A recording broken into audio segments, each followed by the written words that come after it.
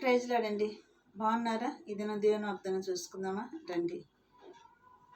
నా ప్రియుడేసుని సన్నిధిలో వేదన రోదనాలుండవు. హల్లెలూయా స్తుతి గీతాలతో నిత్యము ఆనందమానందమే.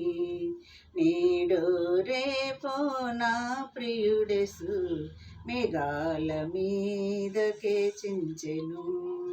మహిమానితుడై ప్రభుయేసు మహీతలమునకు వేచించెను. ఇది నా దేవుని వాగ్దానం చూసుకుందామండి. 8వ కీర్తన 4వ వచనం చూసుకుందామండి. యెహోవా యందు భయభక్తులు గలవాడు ఇలాగున ఆశీర్వదించబడును. ఎలాగ ఆశీర్వదించబడతారు? దేవుని యందు భయము భక్తి కలిగి ఉంటే ఆశీర్వదించబడతారని చెప్తున్నారు.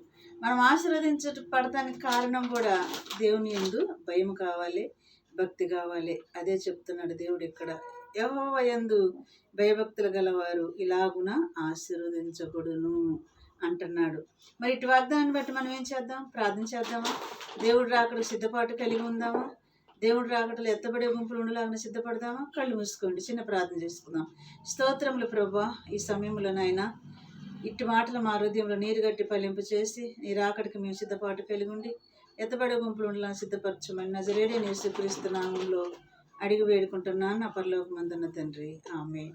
God bless you.